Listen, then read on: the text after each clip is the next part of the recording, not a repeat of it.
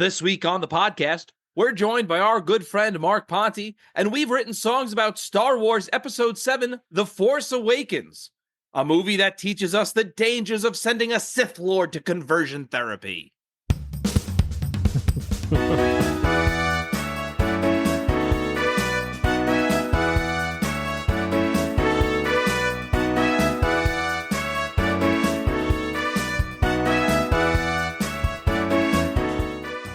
Hello, and welcome to the Royds Review Podcast. I'm Rob. And I'm Andy. And I'm Mark. And we are back once again in the Star Wars universe, talking about Star Wars Episode VII, The Force Awakens. Hey guys, have you guys eaten bacon? Like in my life? Yeah. Ever? Yeah, of course. Yeah, at any point. It was a rhyme. Yeah. But that's also how I ask, how you guys doing? Have you guys eaten bacon? How you guys doing? You could have said, how's it shaking? That would have worked better. But before we started recording, I said, the Force Kevin Bacons, and I had bacon in my mind. That's true. That's truth, justice, and the American way. And just like the American way, my arteries are clogged from all the bacon. Of course. A horse, of course. Because bacon comes from horses. You know what? Sure. Yeah. It's a lean horse bacon is nice in the morning. Yeah. Anyway, I'm dealing with congestive heart failure. Aren't we all? Guys, how you doing? I'm good, Robbie. How are you? I'm doing well. Mark? Doing well as well. Good. Wow. Have we seen Lil Rel? Yep. Lil Rel is on the podcast today. No, he's not. No, he's not. I was hoping Mark would just do a Lil Rel impression, which I don't think would be very appropriate. I don't know who that is. I thought you were just like making sounds. Well, guys, have either of you seen Star Wars Episode 1 billion, The Force Awakens? It's Episode 7. Okay. There's just, maybe a couple too many of these. Am I wrong? You're not wrong. But 1 billion, little off. Yes. Yeah. But he was wrong, though. I was wrong. Yeah. Intentionally. I was being facetious. Oh, yes. You are full of fecal matter. Yeah. Ain't it the truth, sister? I had seen this. I saw this in theaters. Did you like it at the time? Yeah. Yeah, because what I see on the internet is that this has soured over time. People are like, this actually isn't good. Listen, I think less of it now. I don't hate it. I still had a better time with this than I think I'm going to do next week. I'll tell you what, Robbie. As someone from on the outside of... On the outer rim, would you say? Sure. Yeah. Yeah. All I hear... Because all the Star Wars fans I talk to are around my age. So this isn't their trilogy, Like you guys. You guys have often said, like, oh, the Disney sequels are the worst ones. After watching this, I said, why all the hate? I think this is one of the better ones.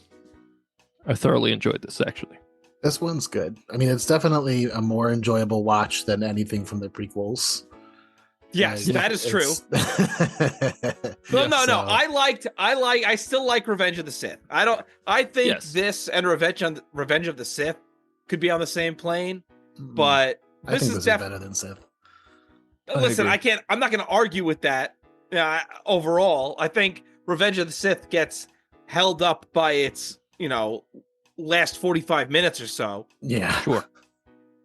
But this is definitely better than The Phantom Menace and Attack of the Clones. Absolutely. I thought this was good. I had a good time. And I'm not a Star Wars fella. It is good. It's not great. It could have been better, but it wasn't bad. It was good, it was like, all right. I mean, at the time I felt like it was like, all right. I mean, it's basically just a remake of A New Hope. It's like beat for beat, kind of the same exact story.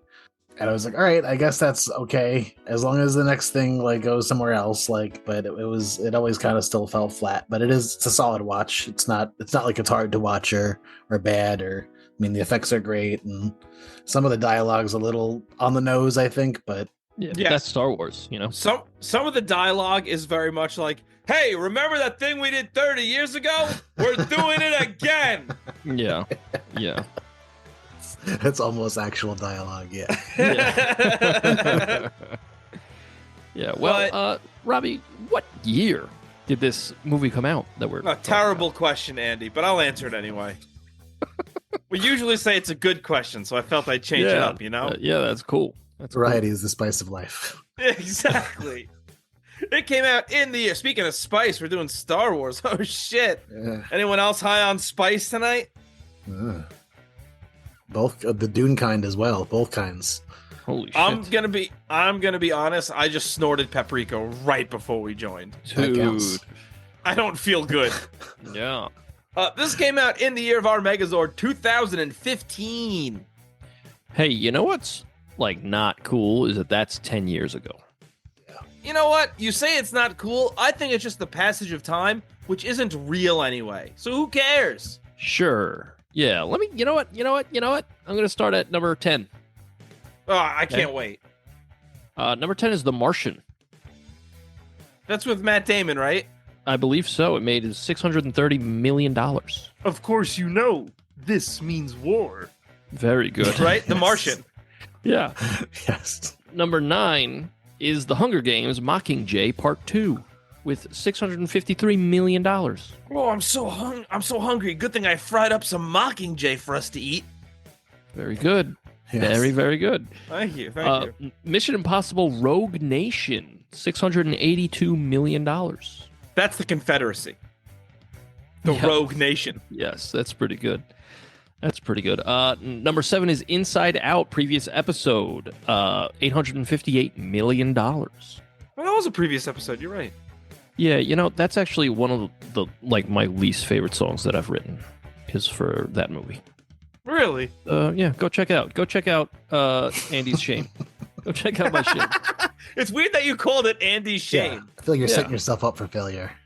Yeah. Now, yeah. what's weird is you also have a folder on your computer called Andy's Shame. Yeah.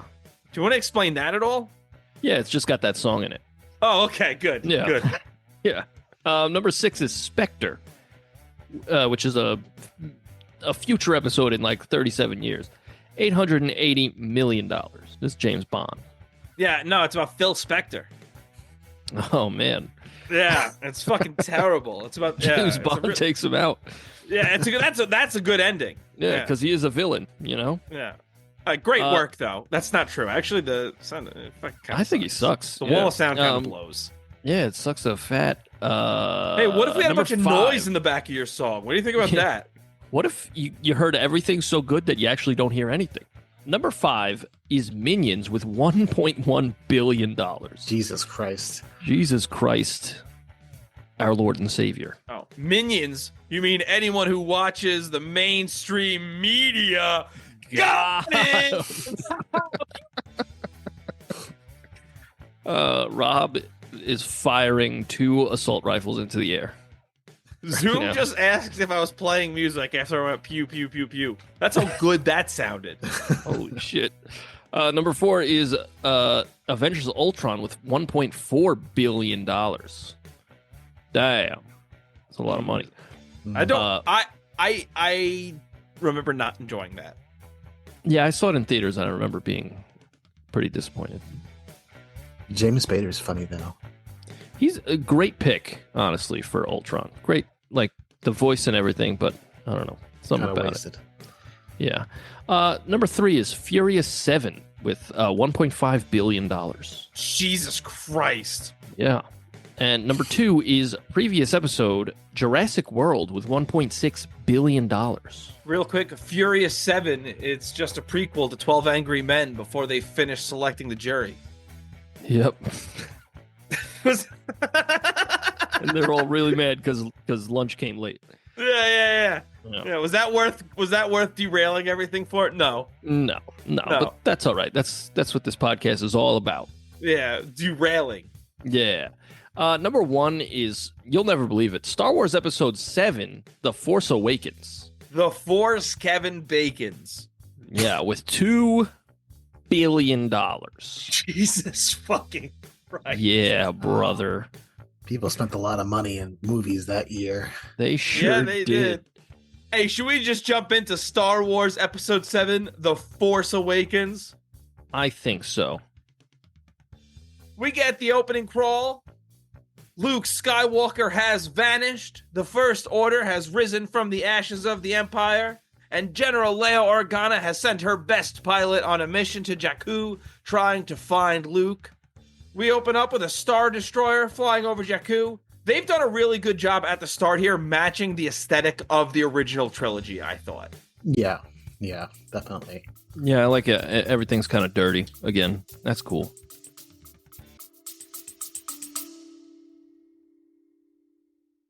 Real quick, thank you so much for listening. If you want to send us some feedback, send us an email at roydsreview@gmail.com. That's ROYDSREVUE@gmail.com. You could also find our music on Spotify, iTunes, wherever you get your music, by searching The Royds. That's ROYDS. We have 2 albums and a Christmas song. Hope you like it.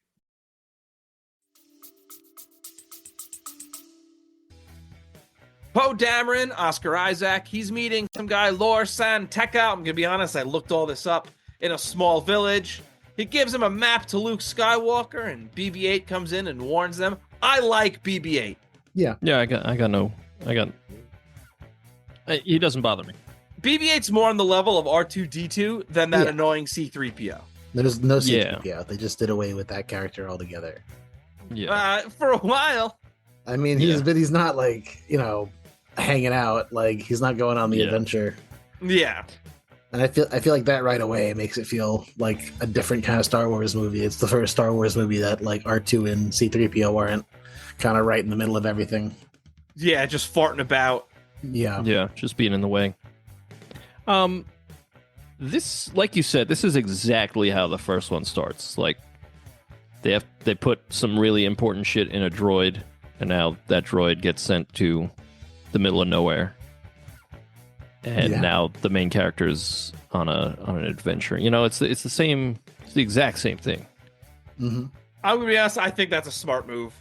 Because right away, you settle everybody in going, this feels familiar and comfortable. Yeah, but like... Is it lazy? Yeah. Yeah, but it's also, it's like, how do we make this, likable for everyone? Just do it again. Because then, like, nobody will be mad because they like the original thing. So just, like, do that again. It's like... I understand that, and it's like a $1 billion franchise, a multi-billion dollar franchise. But I don't know, it's fucking lame. You know? I want to ask you this now, because of how much of a retread of A New Hope this is.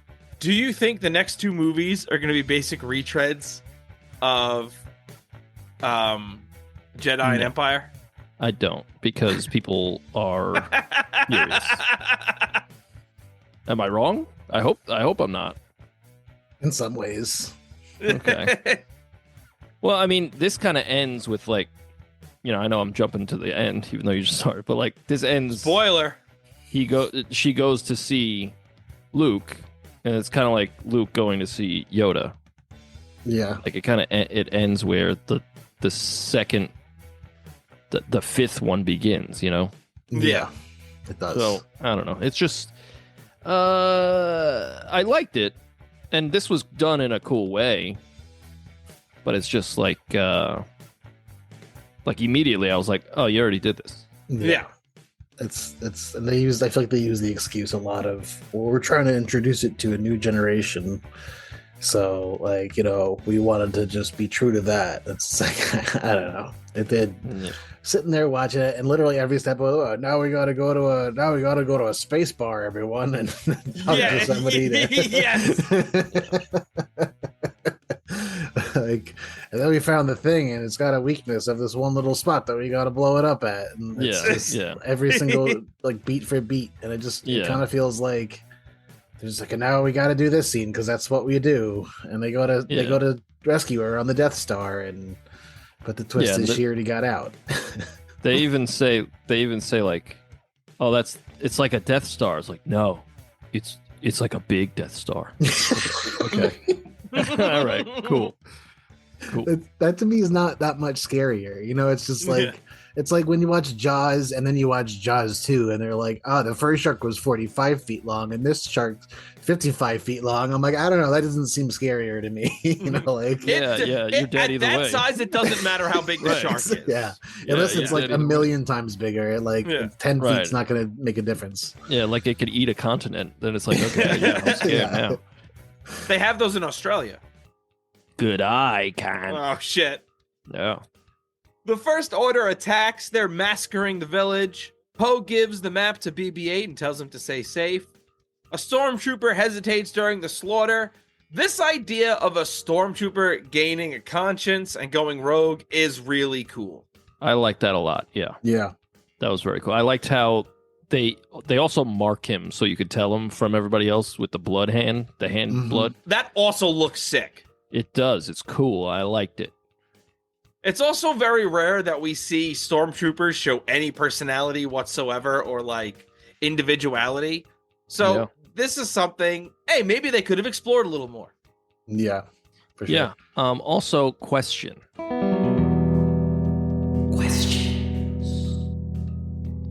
I thought that all the stormtroopers were clones. Am I wrong? At some point they were, and then sometime between Revenge of the Sith and A New Hope, they started using non-clones for one reason or another. Oh, okay.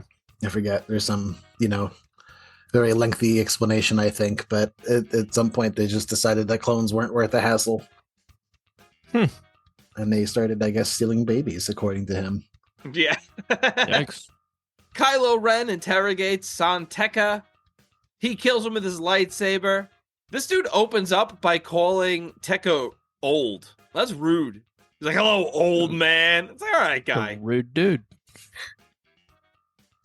Poe attempts to escape in his X-Wing. He gets captured by Kylo Ren, who uses the Force to freeze Poe and his blaster bolt midair, which I think looks sick.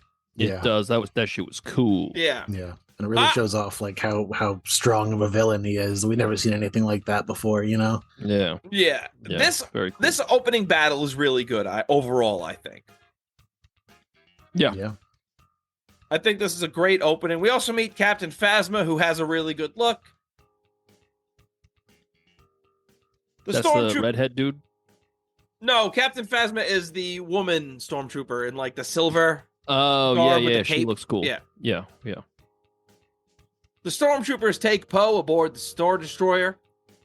The stormtrooper we see before removes his helmet and he's confronted by Phasma. She wants to inspect his blaster. She also tells him to report to her office because he's in trouble. We go to Jakku. We meet Rey. She's scavenging parts from the Star Destroyers in the desert and she's selling them. She gets a quarter portion for her work for the day. We get some cool creatures like this little bird that looks really dope. This guy's pecking at shit.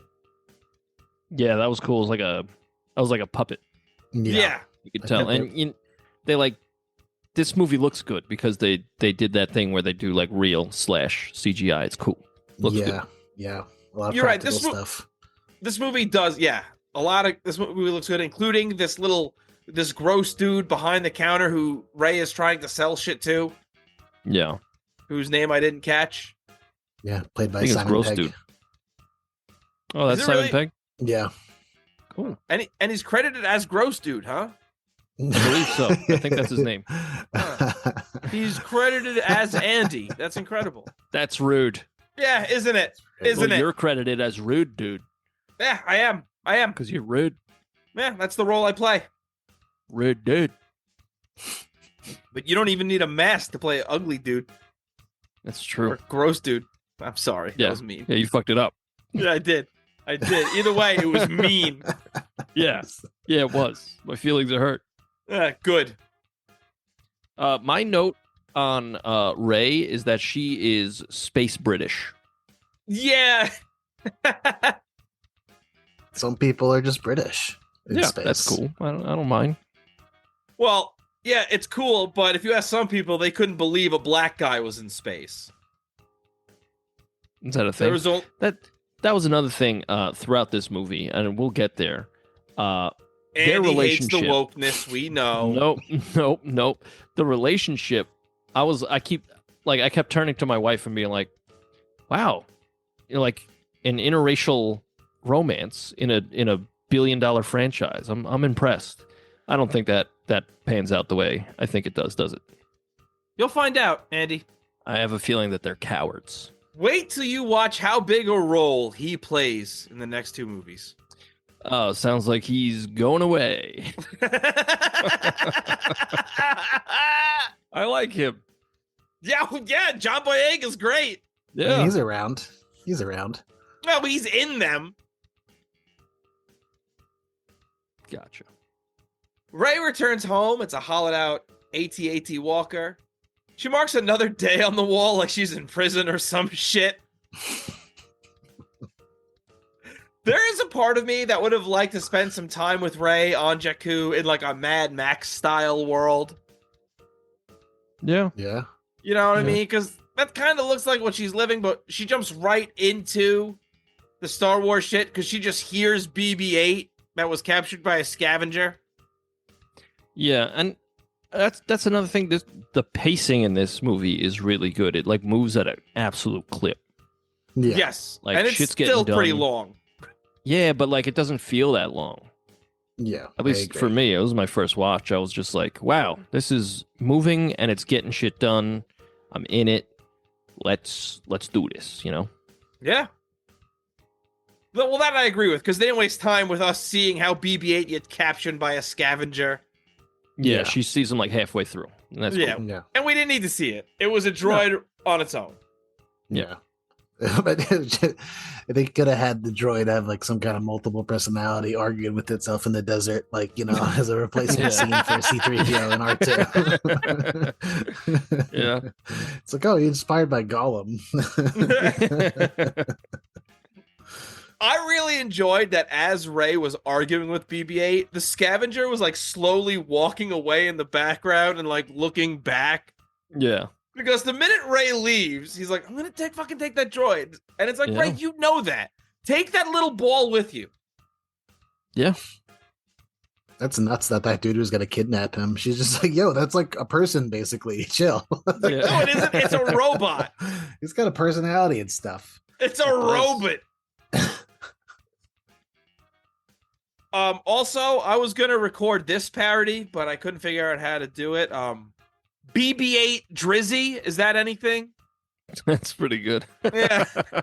You know, that thick little droid. Yeah. Yeah. I worked on a little bit, couldn't quite figure out how to do it, but yeah, someone out there listening to it, you know, BB-8 Drizzy, make that for me. Yeah. And then I'll give you credit and shit. I promise. On board the Star Destroyer, Kylo Ren interrogates Poe using the Force. That's cool. That's cool. He can like read your mind with it, Yes. but like not exactly. You know. Yeah, because that comes back He's later when working he on tries to do that to Rey. Yeah, that shit's sick too. We'll get Yeah. to that. Yeah. Kylo Ren is really awesome until the mask comes off. Yeah. I like what they did with him, and we'll talk about it once we get there. Rey tells BB-8 that her family will be back one day. That's who she is apparently waiting for. This time she gets half a portion for the parts that she scavenged, and the big ugly dude offers 60 portions for the droid. And I'm going to be honest, I would have done this instantly. Because she was just telling this droid to fuck off. Yeah, he goes 60 portions, and she like starts taking it, and then she's like, "Wait, I'm a good person." Shit. I would have done it though. I think I would have too. In this situation, you got to put yourself in that, yeah. Yeah. The stormtrooper from before decides to defect, and he's freeing Poe from captivity.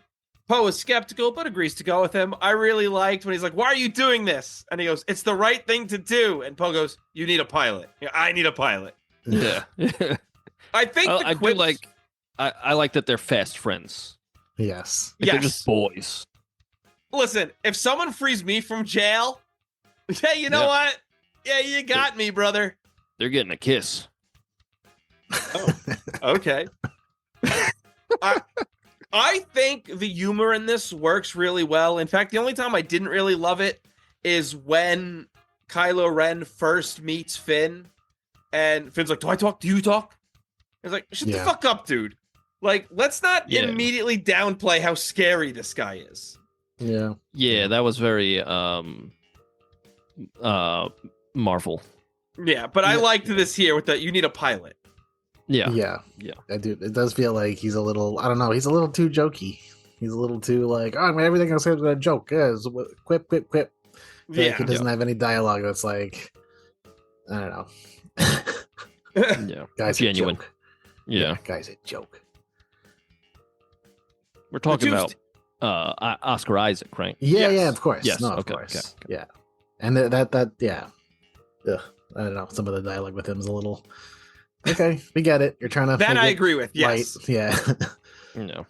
It's like sometimes it's like take stock of the situation here. Yeah. And especially when it's the first meeting of your big bad, it's like maybe we don't downplay his scariness. Yeah. Yeah. Darth Vader walks in. I did like he gives a real good scream when he's force fucking his brain. Oh yeah. Yeah. Yeah, he does. The two steal a TIE fighter. During their escape, Poe gives him the name Finn. We do get a Wilhelm scream during the fight. That's fun. Mhm. Yeah. Kylo Ren already knows which stormtrooper portrayed him. He's like, oh, it was that fucking guy, the dude who hesitated. All right. That guy I stared at. Yeah. Really ominously. The escape looks really good. We also get some fun discussions between Captain Phasma and Kylo Ren's number 2, Brendan Gleeson's son, about retraining stormtroopers and stuff. They're like, we need re-indoctrination. Yeah, that's the redhead guy, right? Yeah. Yeah, I thought he was really good. He was a real spooky Nazi guy. Yeah. Yeah. Yes. You always need one of those in Star Wars, and he plays that role really well. It really did not shy away from the comparison of Nazis and the bad guys in this movie. Oh, no, not at all. Yeah, they didn't shy away from the the Nazis. Whatever, bad Hey, guys. Don't you remember when Captain Phasma said, my heart goes out to you all? Yeah. Yeah. And then all the First Order people were like, he was just saying his heart goes out. Guys, it was a Republic salute. Yeah. It's a space there's Roman nothing bad salute, about it. yeah. Yeah. Space Roman salute. Yeah. The TIE fighter gets damaged by enemy fire, and the two crash back onto Jakku. Finn wakes up in the wreckage, but finds no sign of Poe, believing him dead, and I would also think he's dead. That Where'd he go? That ship is in a fiery wreck. I thought he was dead too, and I was like, Oscar, they killed off Oscar. He had like 6 minutes in this movie. Yeah. Also, what do you mean? He said thrown clear. He was thrown clear of a spaceship crashing onto the planet from outer space. You were just thrown clear of that. No problem. Yeah, and like this thing sinks into the ground too. It's like, no, yeah, he's gone. Yeah. And that's the last we see of Poe.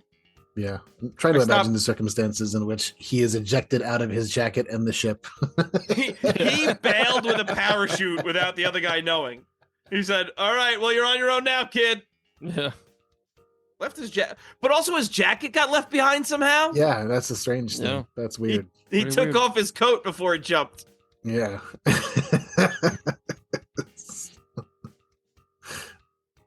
On the Star Destroyer, we get the first mention of Supreme Leader Snoke.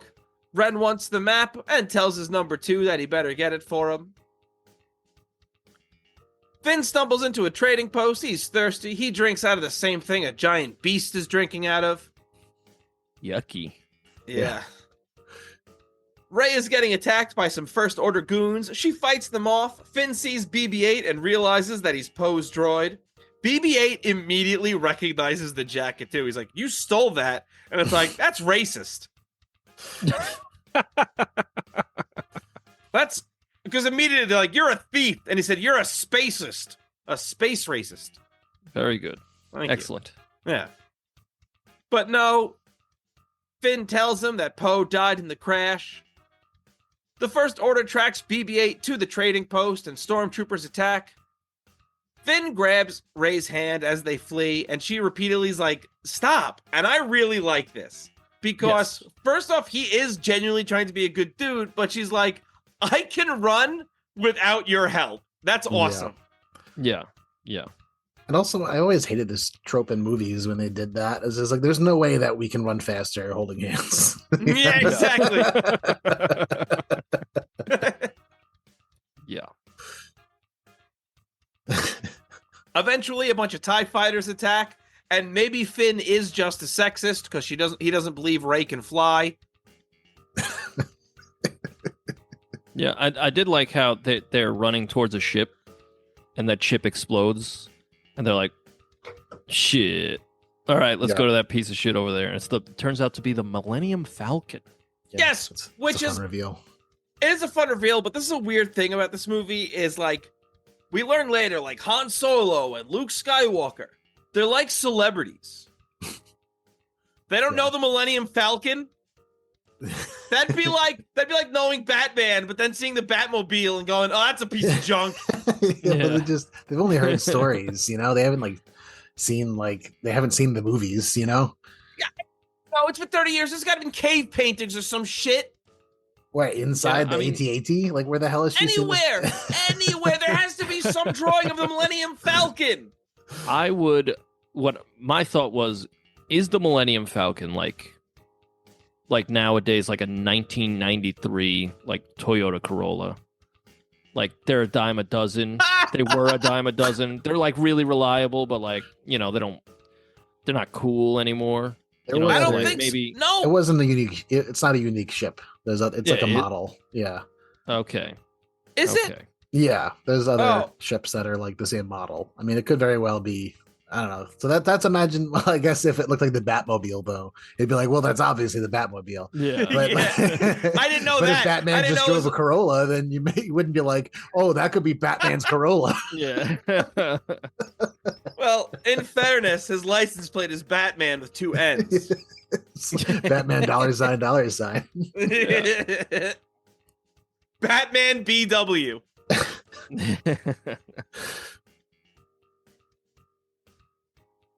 I enjoy the two of them both saying, I can do this, as they're taking off in the ship.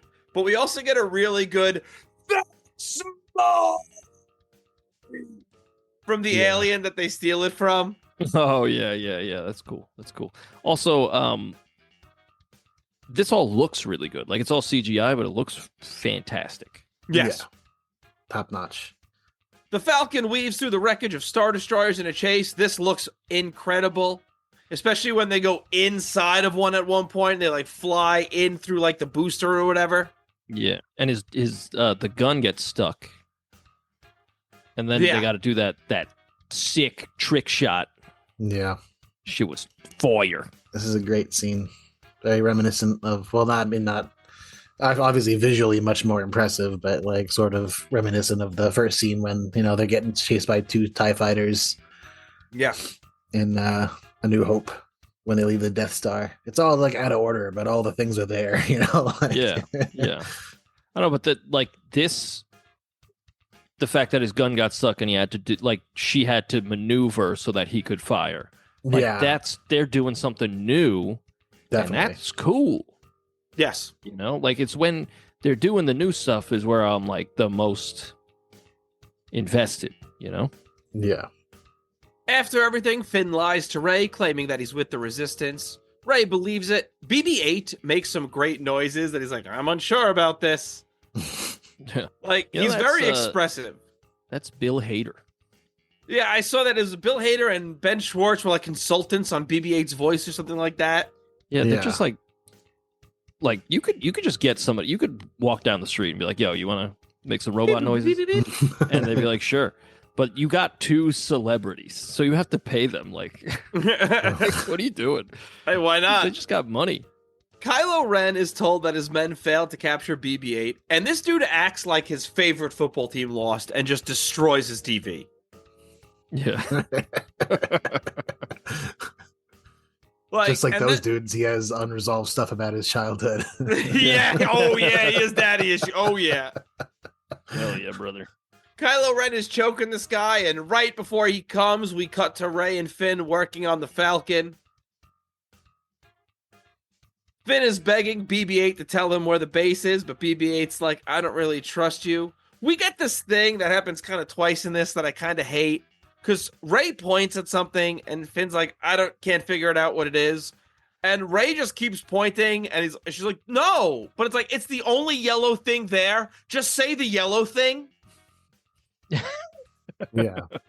Just say the yellow thing. It's yellow. It's the only thing that's yellow. This is a frustrating conversation. Like, because you have this conversation in real life, and I'm like, just yelling the same thing louder isn't going to help me understand. So I tried using some new words to describe what's going on. Like, that annoyed me. And we get one of those later on, too, with the Han Solo's going like this, nodding his head up and down. And it's like, you know what? In fairness to Finn, yeah, Han, why don't you just say, hey, Rey's right over there? Because he's fucking talking to you and you're going like this. And you're old enough. I'm thinking you're having a fucking stroke, old man. It's like this is basically non-responsive. Yeah. I think that they're trying to make it like Finn doesn't really understand a lot of human interaction because he's been like a stormtrooper for his whole life. But no, you're right. You're right. These could easily be cleared up. Like, those are two things where if I was Finn, I would also be confused. Like, listen, I grabbed the wrong thing 3 times. Just say the yellow one. Yeah.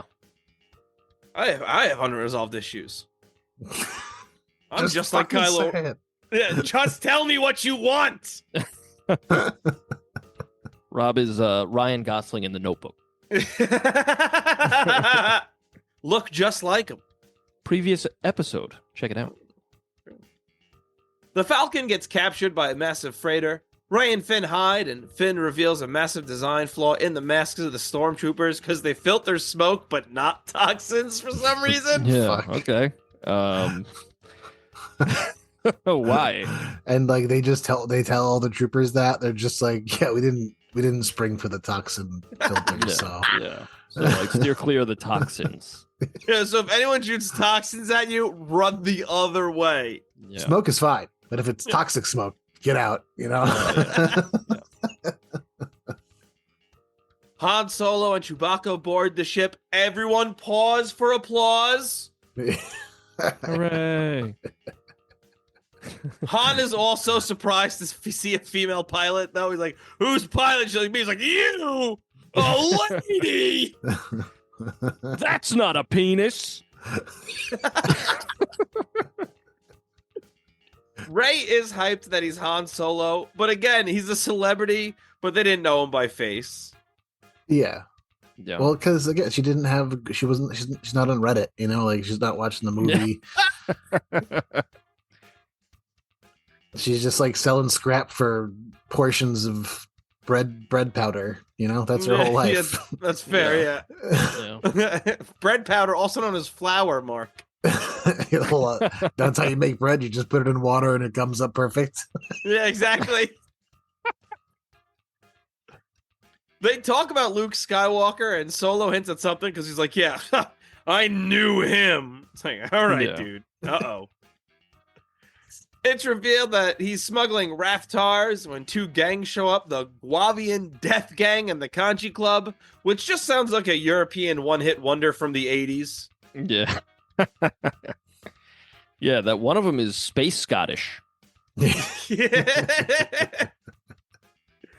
Han is also a terrible smuggler because he's failed twice for the Kanji Club alone. Oh, he's getting old, you know? Yeah. Getting sloppy. Twice is too many times to fail as a smuggler, dude. Yeah. But he's Han Solo, you know? Yeah.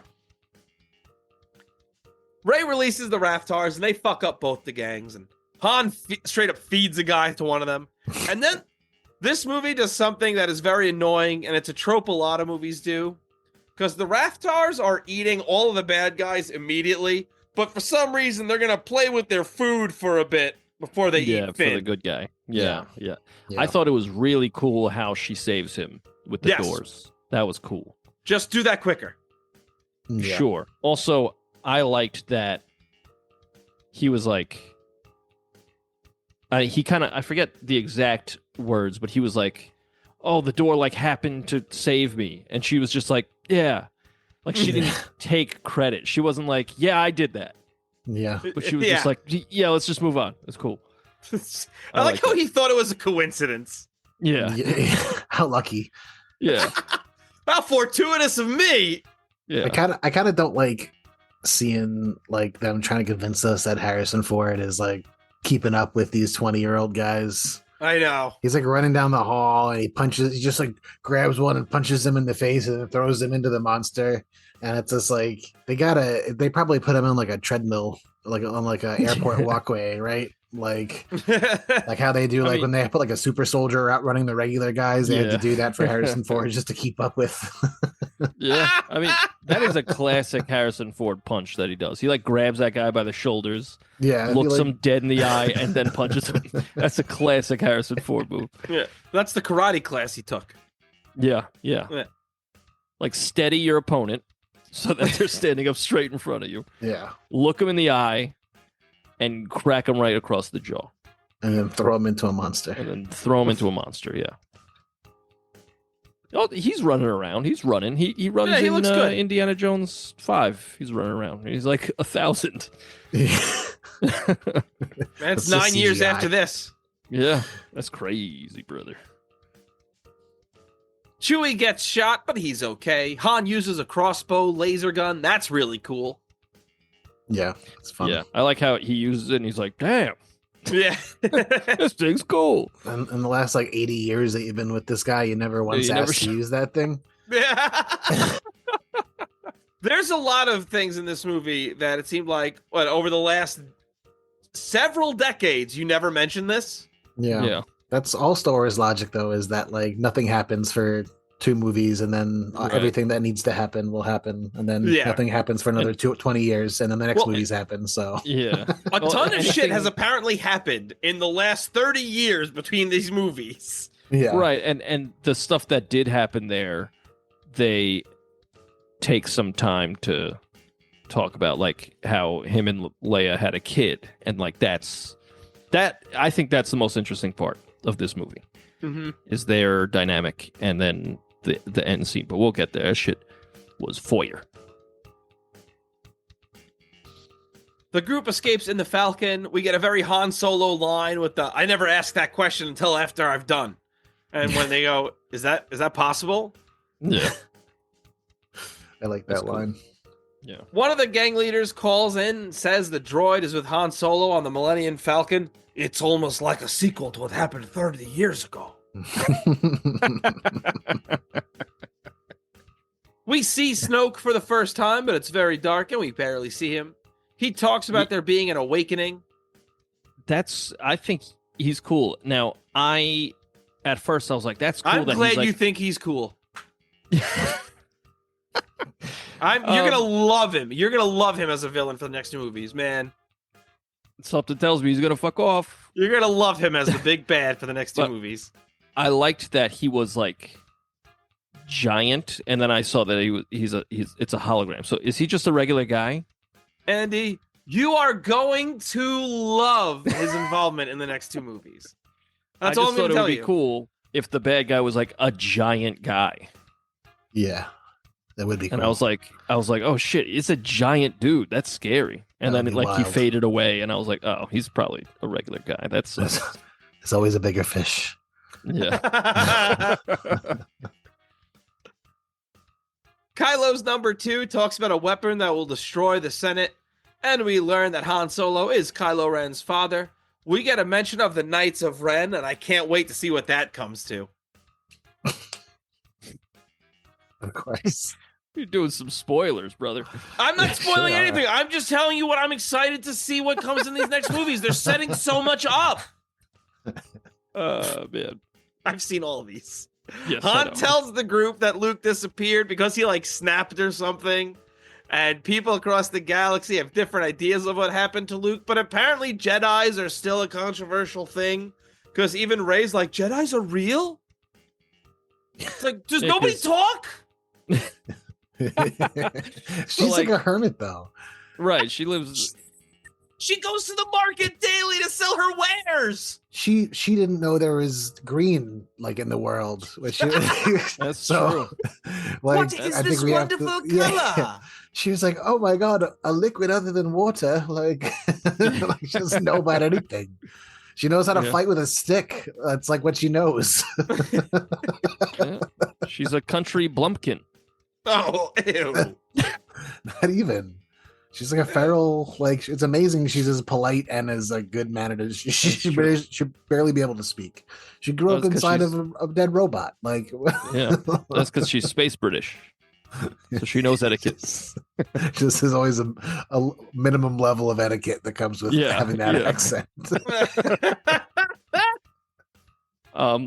Several times they say that they bypass the compressor. Yeah. And my joke is that I bypassed the compressor for 2 years of this podcast. Haven't been using a compressor until about a year ago. I was like, I didn't get the joke. I was like, I don't get it. It was a little, mixing and recording joke. Very good. I like it. Yeah, just for the boys, you know? I enjoyed it. Thank you. Thanks, Thank you guys. for that. Thanks. No problem. You know what? I'll cut it out just so we can treasure it. That's That's fine. That's fine. Just ourselves. Yeah, cut it out. Make it an MP3. Just send it to us. As a We- gift, as a Christmas Yeah. gift. Like, Merry Yeah. Christmas, boys. Oh my god. From Andy. So I don't know what I'm doing. Also, it's January. It's going to be it's February, but it's late in Oh. February when this comes out. All right, well, it's February. Han takes the group to the planet Takodana to meet Maz Kanata, a wise alien who runs a tavern. Han knows You just said a whole bunch of nothing, brother. that's what Star Wars names are. Han takes Blip Blorb to Jim Jar. Yeah, I could have said anything. Why not? Han takes the group to the planet Comrag. Jesus. Star Wars is getting lewd with their name. Yeah, why the fuck not? I like this little weirdo lady. Oh, you're gonna love her involvement in the next two films, dude. Dude, you're gonna love it. She's so wise. She's like Yoda. Yeah. Yeah. Han knows the truth about Finn, and he gives him this whole thing about women always figure out the truth. He also offers Rey a job with him and Chewie as a smuggler. And I like this alternate universe where they just go off together on adventures. Just the three of them. Hot and stick girl. She's just throwing the stick for Chewie as Han works. Yeah. We get a cantina scene. Okay. I do like that she recognizes Han, and when she calls out his name, Kanata is her, by the way, everyone in the bar's like, Solo! And everyone turns and looks. Yeah. Yeah. Awkward. Really knows how to make a guy feel welcome. Yeah, this is a classic, like, look at all these weird Star Wars guys. Oh, yeah. Yeah. One dude immediately turns BB-8 in, but BB-8 should have been left on the ship with Chewbacca. Yeah. Yeah, you should have. When you say shit like continuity wise, like he should be there, or you mean like that's what you think he should have done? That's what they should have done, is like, why would you bring BB-8 with you to this bar when you know everyone in the galaxy is looking for you? So you bring it to a bar full of scumbags, Yeah. Yeah. That's a good point. and you're like, oh my god, I can't believe they recognize him. Oh, really? Because they literally described him as, yeah, one of a kind. He's white and orange, because apparently that's one of a kind in Droid Land. No one's Yeah. ever done orange before. Whoa! We got a real space Picasso over here. Yeah. I feel like Han Solo shouldn't have gone in at all. Yeah, I mean, He's Yeah, very probably not. recognizable, you know? Yeah. He's Indiana But- Jones. A huge franchise, guys. oh my god, are you the guy from Air Force One? Get off my plane. We cut to Kylo Ren, who's apologizing for having those feelings again. Going back to that same camp when he was 15. it's classic Star Wars, but I like this whole push, like this back and forth. I feel a pull to the light side, a pull to the dark side.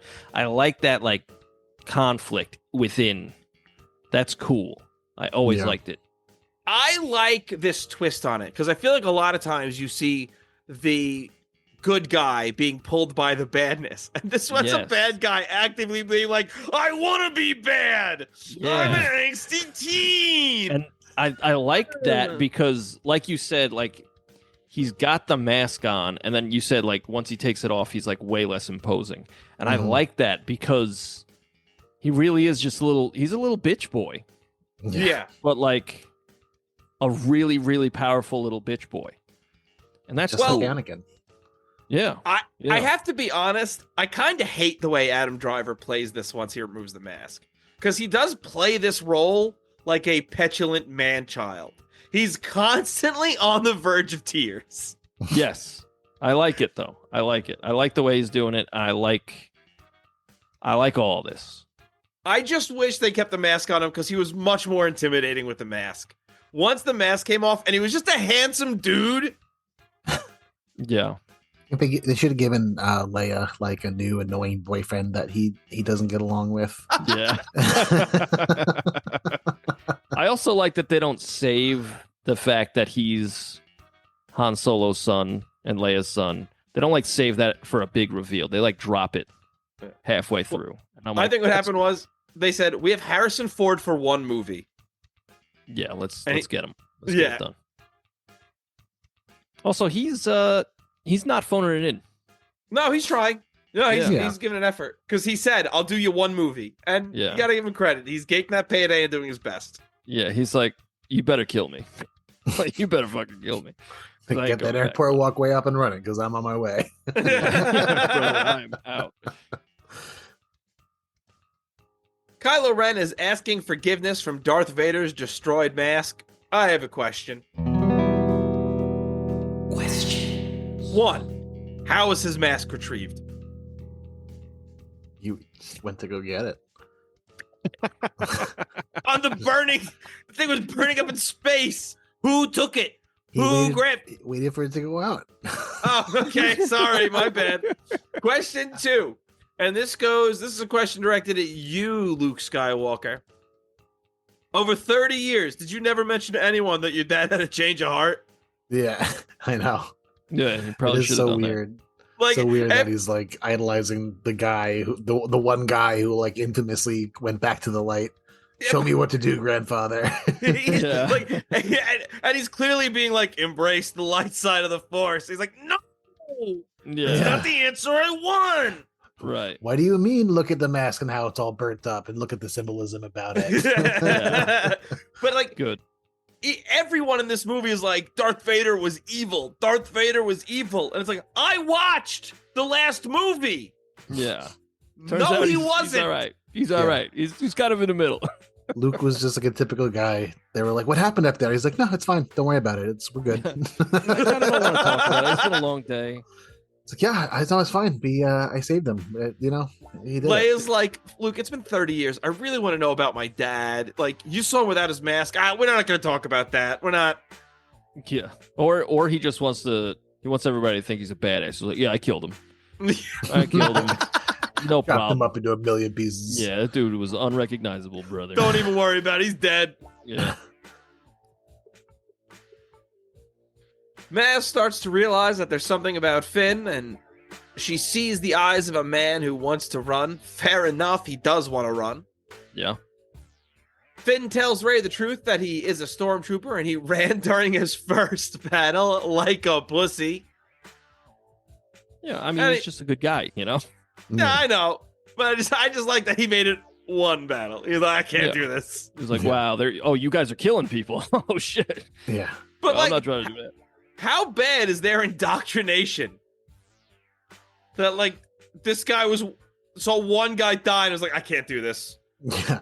You know what's funny? What's funny about that is that, like, I'm pretty sure that that Poe was the only one taking shots. So, like, the guy that he freaked out about dying was killed by Poe, who is like his new best friend. Yeah. It's like a little weird. I don't know. I know who to befriend. The guy that killed that guy. Yeah.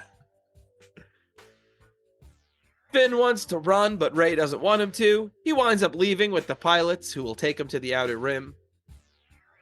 Rey gets drawn to a mysterious vault in the basement where she discovers Luke Skywalker's lightsaber. She touches it and it triggers a force vision of Ren killing some dudes and Luke Skywalker's hand on R2-D2. We also see I like this. Yes, it looks really good. Yeah. We also see what I'm assuming is her being taken away from her family. Yeah, and this is where we get the kind of thread like, oh, why were you there? You were just waiting for like your family to come back? Like, sister, they ain't coming back. Yeah. You know, that's cool. And then Maz tells Rey exactly like you said, her family just ain't coming back and to just embrace the Force. And then she pushes her over. Rey's like, I'll never touch that lightsaber again, and runs off into the forest. We cut to President Musk giving a speech to the stormtroopers, and the Star Destroyer absolutely obliterates the Honian capital system, which apparently includes the New Republic's capital. This looks fucking sick. Yeah. Yeah. Also, his speech, he's fucking screaming. It's guttural. Yeah. It's good stuff. I was like, this dude's scary. That's a scary ginger fella. The good guys in history never tend to be that aggressive when they're giving speeches, you know, like imagine if like Abe Lincoln was just like Score! And 7 years ago, our fathers founded this great nation. It's like, all right, dude. Yeah. Yo. Dial it It back. might be What your country can do for you. Yeah. What you can do. Yeah, you'd be like, man, am I being radicalized? I don't know. What he's saying is making a lot of sense, but I also love seeing the terror on faces of people who are about to die. Like when they're watching these lasers come, they're like, "Oh fuck!" It's so good. It is. There's like it's like 1 trillion people died right there. Oh yeah, they killed a whole system. Those planets. Yeah. Those planets were super close together.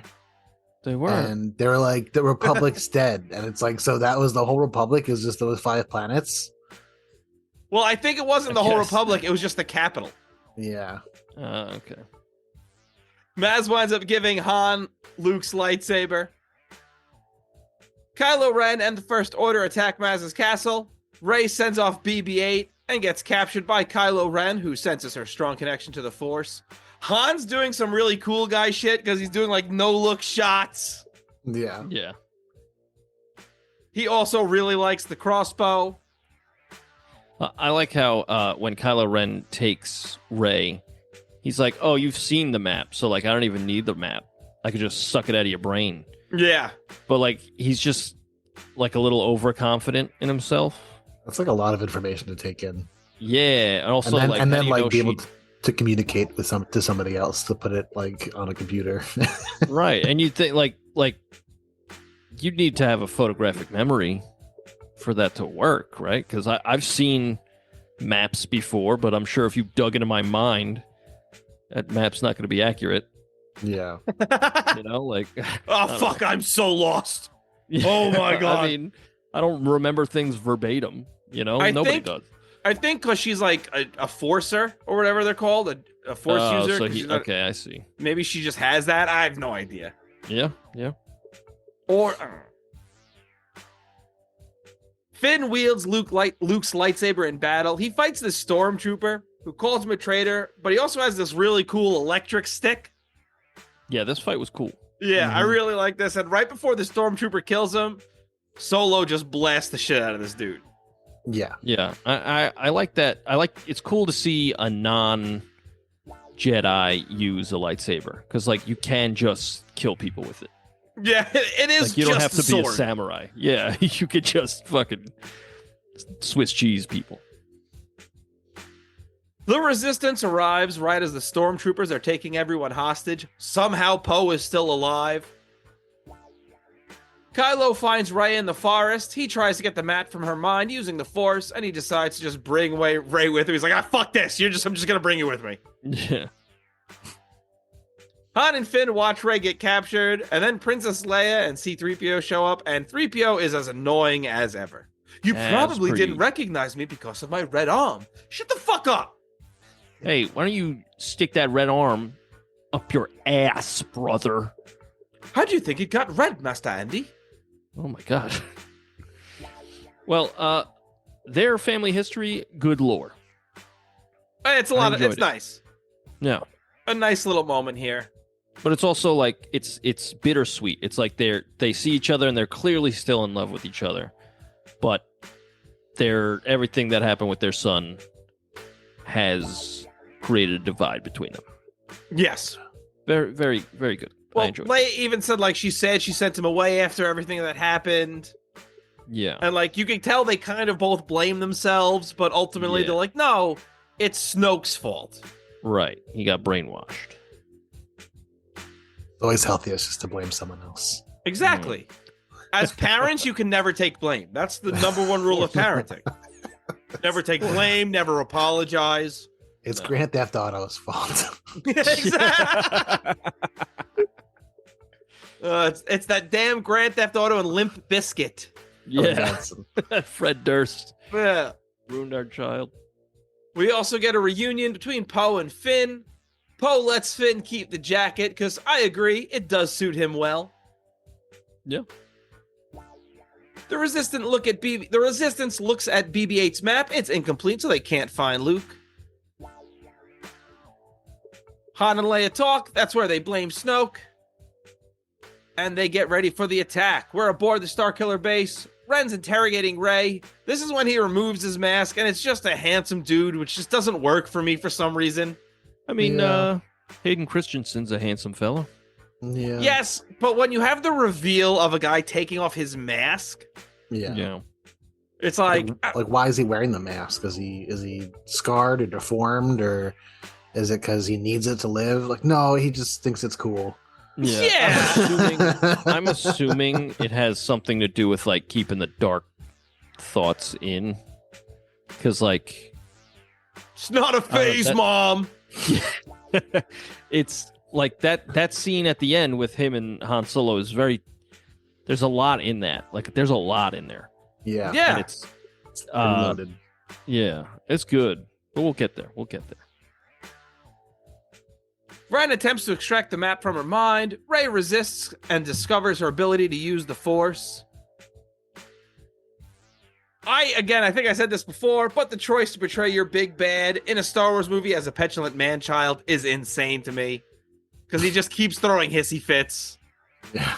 Yeah, but I like an immense amount of power in someone who is not mature enough to wield it.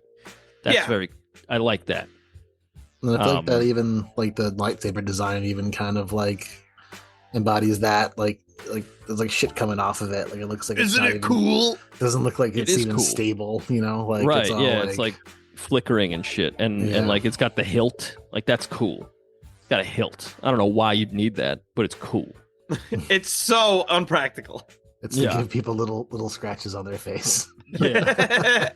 But yeah, I mean, it was very cool that he's trying to like get in her brain and she's resisting him, and he's like, oh shit, she's not only does she have the Force, she's like really strong. Yeah. The minute she mentions Darth Vader, he's like, fuck, oh shit. Yeah. Yeah, and like she reads his mind, like that's cool. Yeah. That's fucking cool. Also, if you just play this scene for someone out of context, it's just two people staring at each other like pushing out a big duty. Sure. And that's fun. Snoke is pissed with Ren because Rey escaped using the Force. We also then get a really fun scene of Rey escaping the cell using a Jedi mind trick on a stormtrooper. I like the end where he goes, and I'll drop my weapon. Yeah, I like it. Took 3 times. Like she says it once, and the guy's like, "The fuck did you just say?" And she says it. She says it again. He's like, "What?"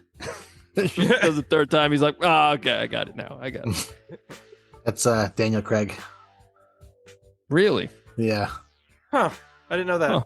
Is he a Star Wars fan? I'm assuming. I guess so. There's little cameos here and there. Like, well, obviously Simon Pegg's a big nerd, but I don't know. Yeah. Maybe Daniel Craig.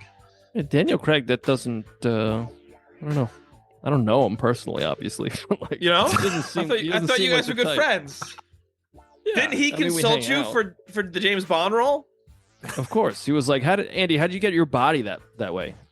And I was like, "Just don't work out and eat kind of shitty." Incredible. He was like, "Good. I know I know what not to do now. Thank you, Andy." Oh no. Yeah. Kylo Ren throws another temper tantrum when he sees that Rey has escaped. As the Resistance plan, they get notified that the weapon is powering up again, and with their system being the next target, the plan is for Finn to disable the shields. I feel like I've seen this before. Yeah. Solo and Leia having touching moment, and they talk about how good the sex was. To get real specific. They do. They're like, we had some good times. She's like, we know what you're talking about. Getting railed, Brother Bear.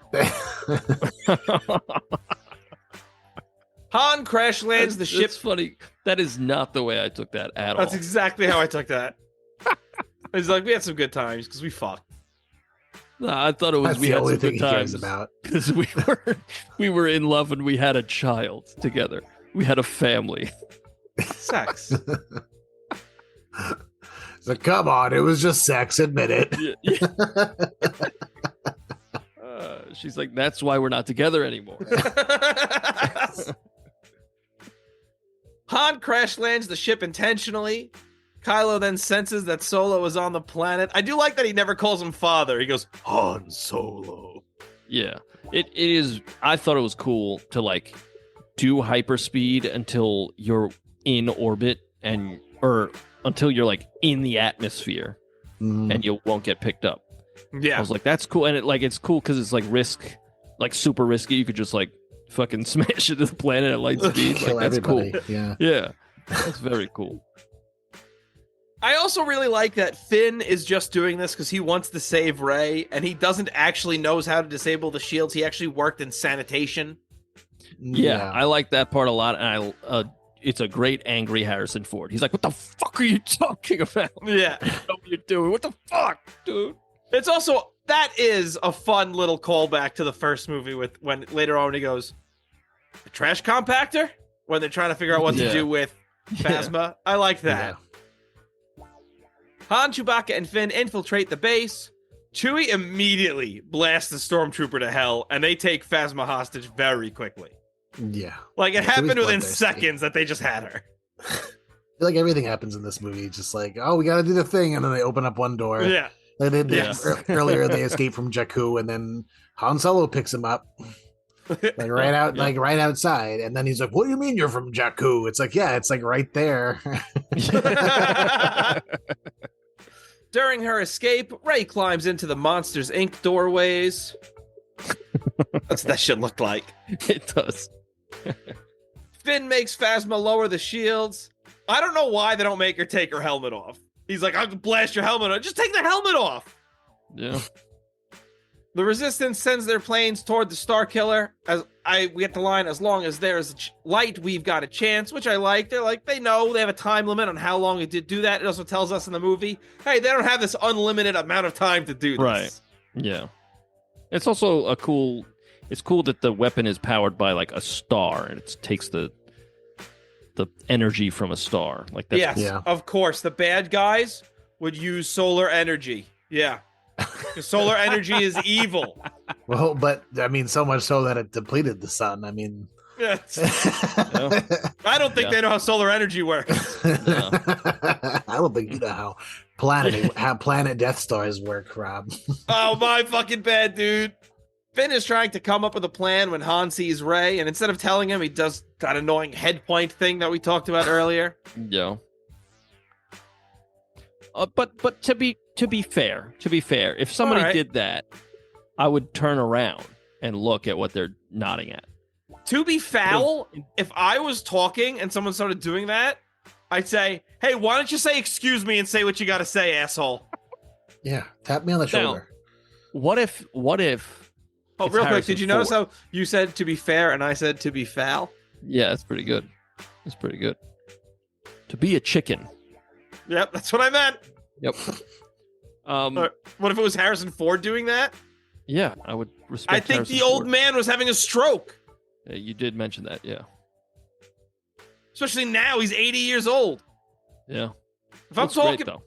oh, he looks great. But if I'm talking to someone over the age of like 75, and all of a sudden they're going like this, I'm like, oh shit, I Here's gotta the big call one. someone. It must be tough for Harrison for Han Solo in that situation though, because like both of these like children in his eyes are like kind of like these like feral like like he doesn't know anything because all he knows is being a janitor for stormtroopers, you know, like that's his whole life.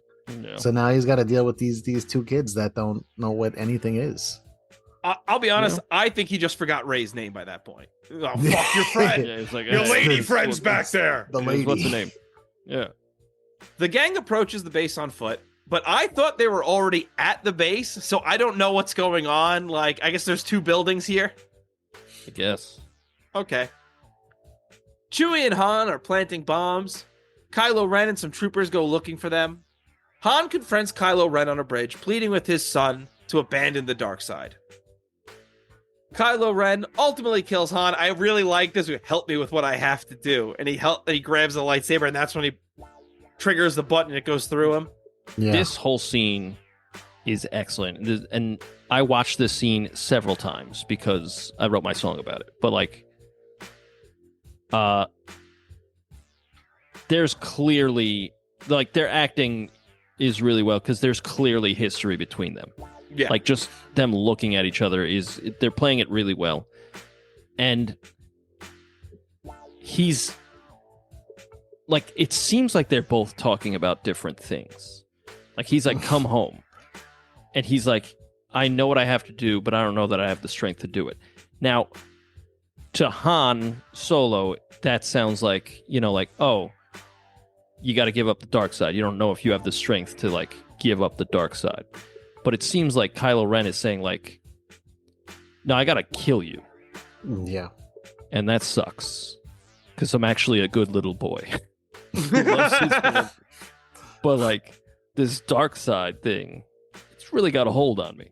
And like that's the thing. He's like, I don't like you.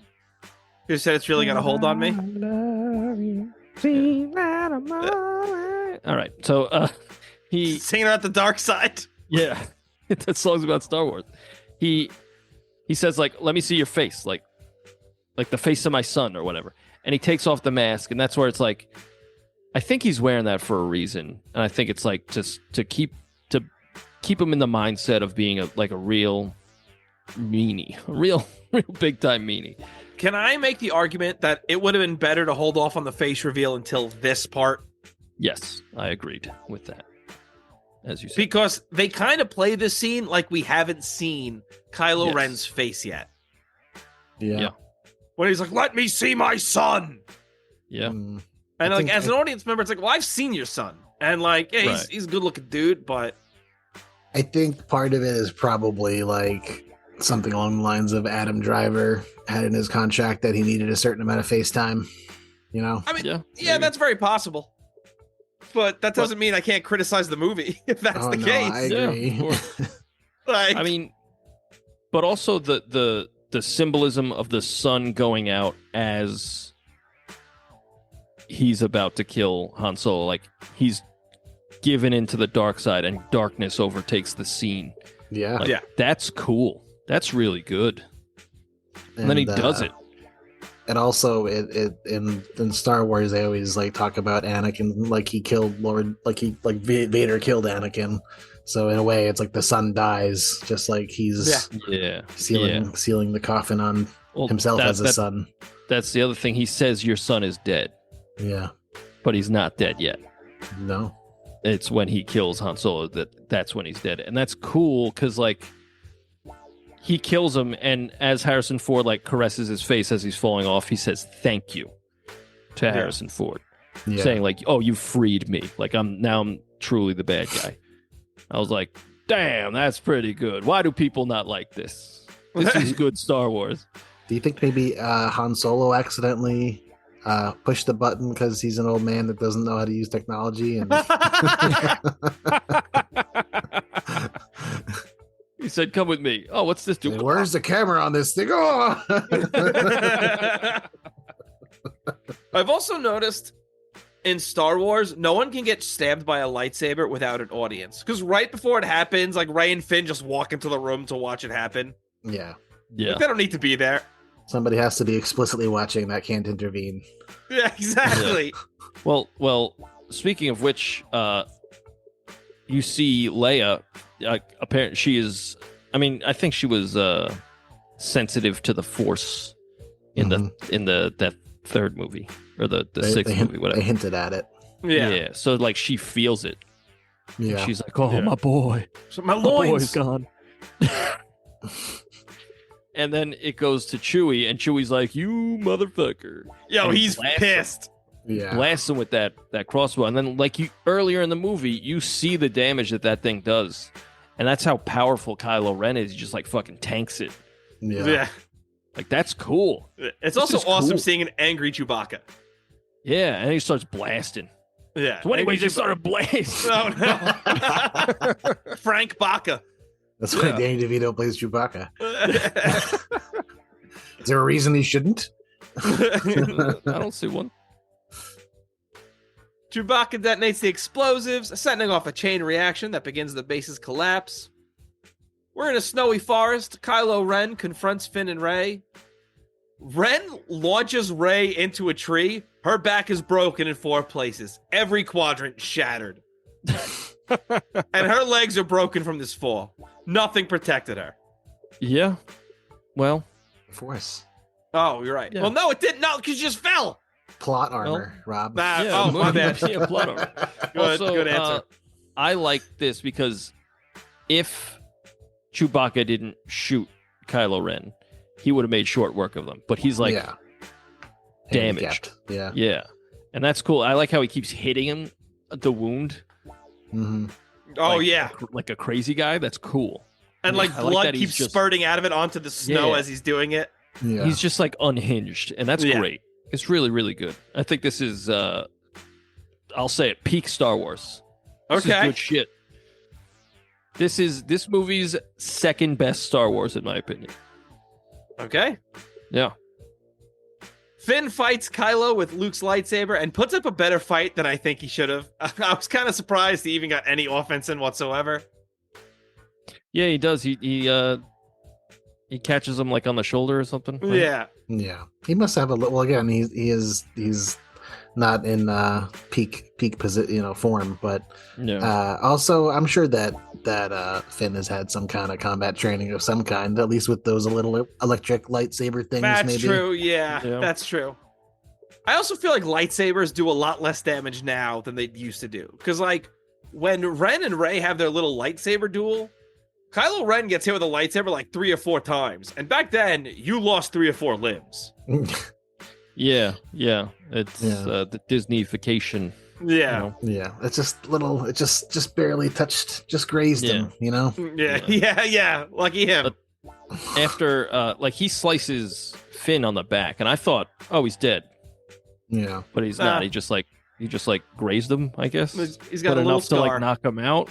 But And then why wouldn't you finish him off? I don't know. Yeah. Gross. We do see like- Rey take up the lightsaber with some cool Jedi magic, though. That was cool because like you see Kylo going for it, and then it zooms past him. I was like, oh damn, this is Yes. cool. Yeah, that's a great scene. That always that one gave me goosebumps. I think the first time seeing it. Yeah. It's Yeah. really cool. It's a good scene.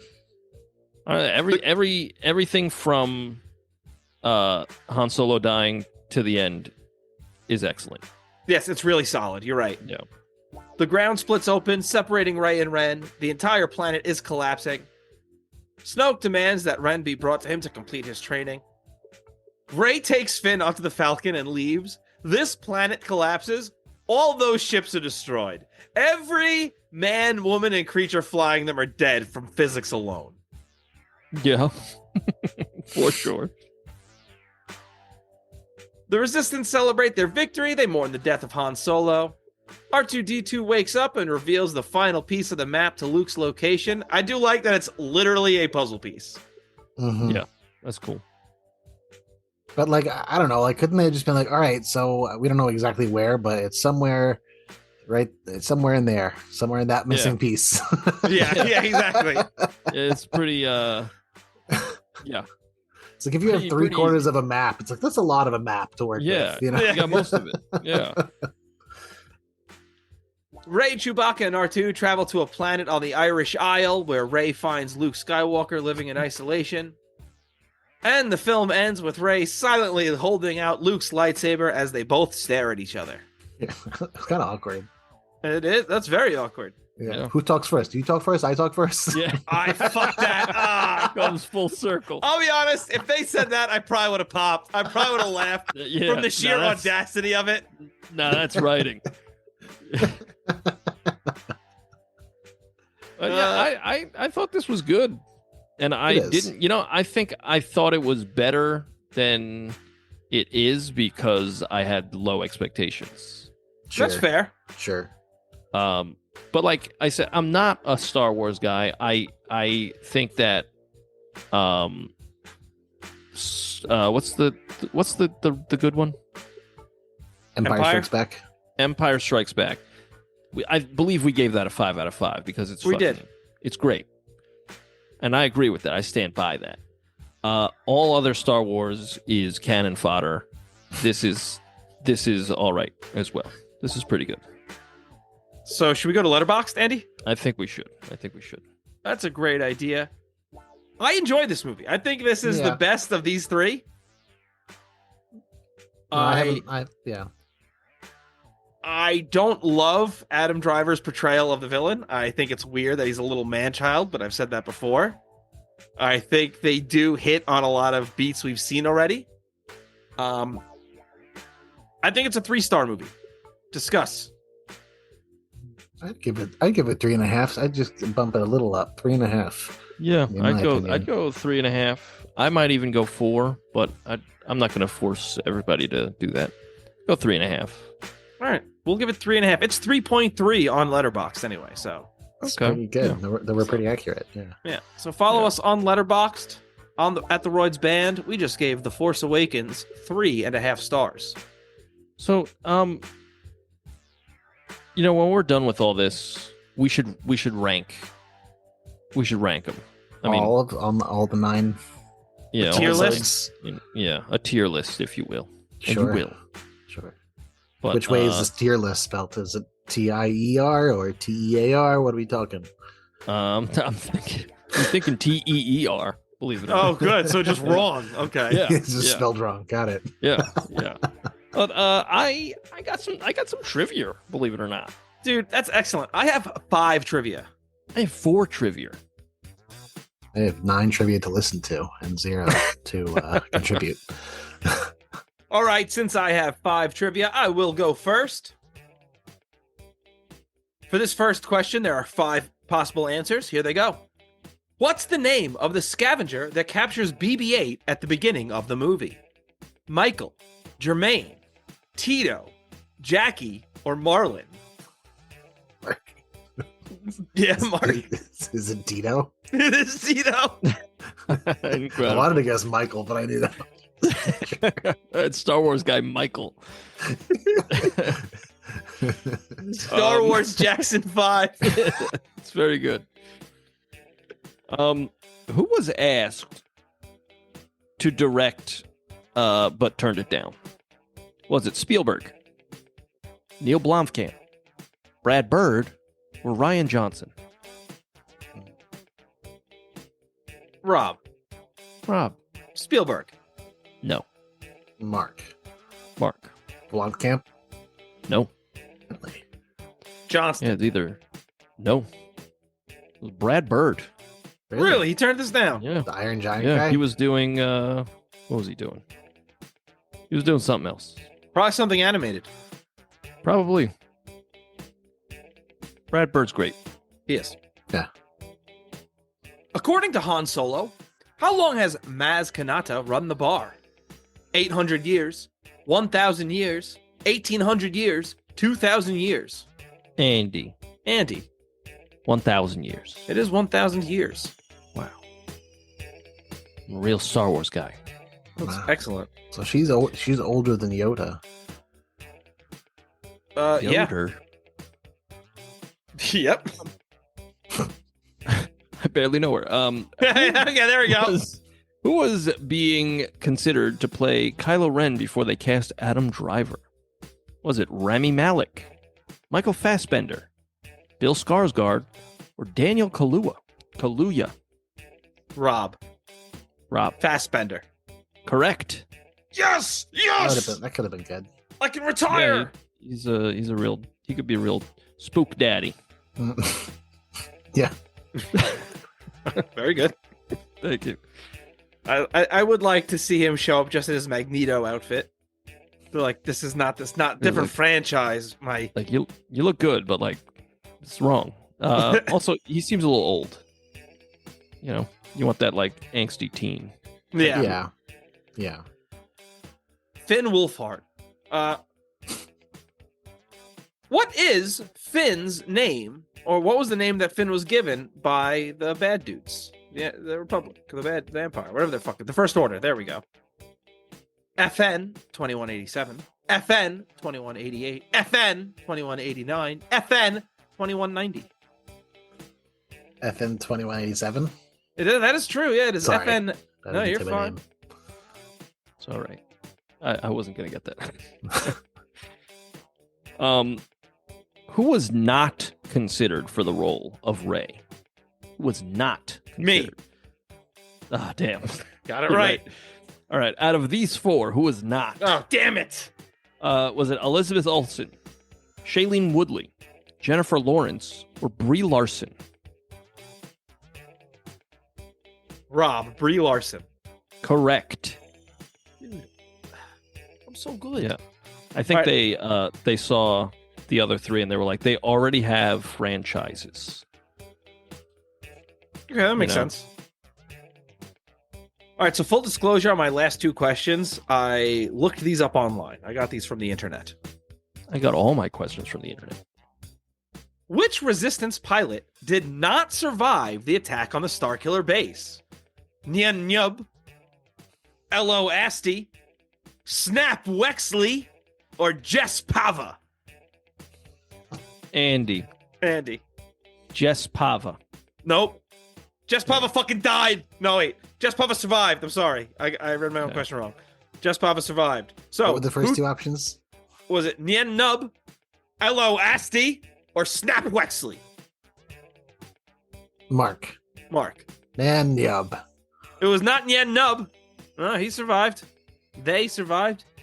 I Is know, it- that, I know that I watched this movie, but I swear this is the first time I'm hearing any of these names. Yeah, me too. When I read this question, that's why I'm doing it. The next one's even worse. Now, so which Resistance pilot did not survive the attack on the Starkiller base? Andy, Steve or Snap Wexley? I'm going Snap. No, you're wrong. Elo Asti, unfortunately, did not survive the attack on the Starkiller base. Wow. So let's all have a moment of silence for Elo Asti. Andy, what's your last question? Oh, I was really mourning. Which number?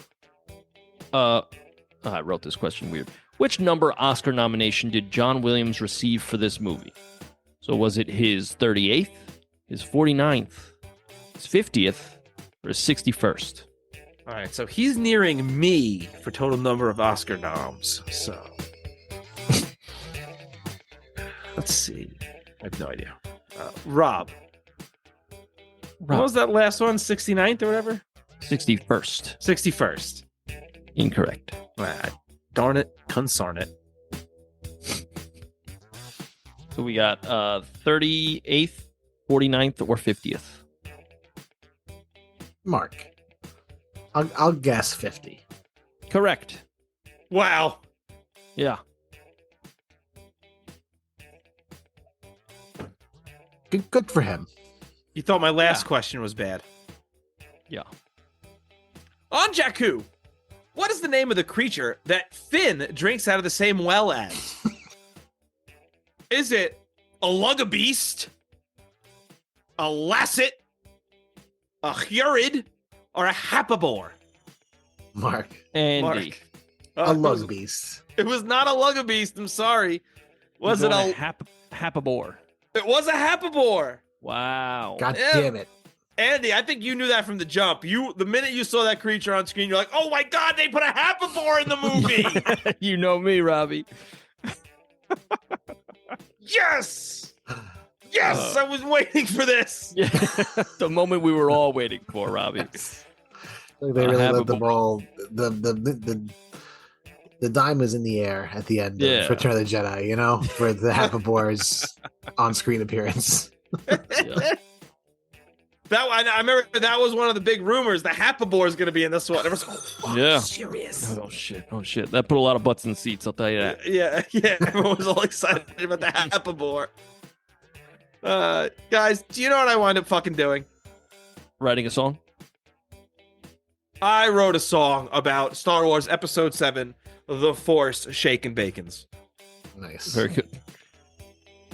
I also You have the have wheel of names, Robbie. Oh, you son of a bitch.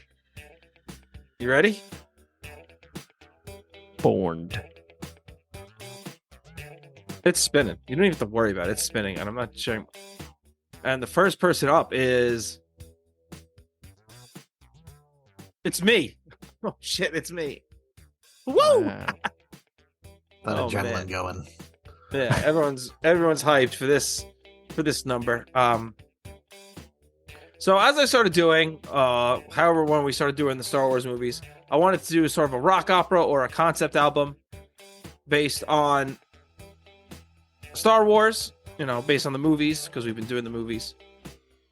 And so that's what I'm continuing to do here, even though I do stray a little bit because I sometimes just kind of forget, if I'm being totally fucking honest.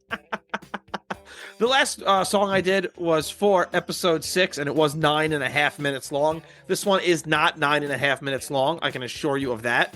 It's 10.5 minutes long. Yeah, exactly. It's 9.25 minutes. Yeah, it's even longer. My song is called "As Long as There's Light." Nice. My song's called "As Long as There's Light," and it goes like this.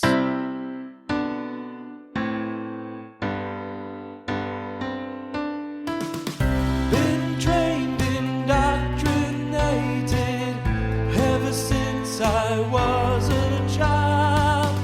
It took me just one battle for my emotions to run wild. The blood across my mask of the man I called a friend. That's when I questioned their motives. That's when my loyalty ends.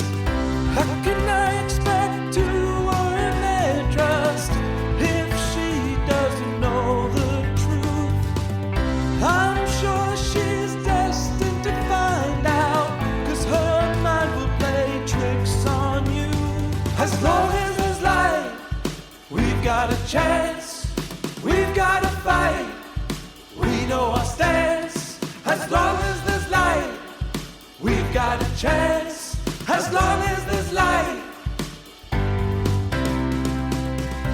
I can run, I can find me a place. I can flee to the outer rim, but I stayed to help you get inside. Though I worked in sanitation, I'll tell you what you already know. I will admit the truth, but you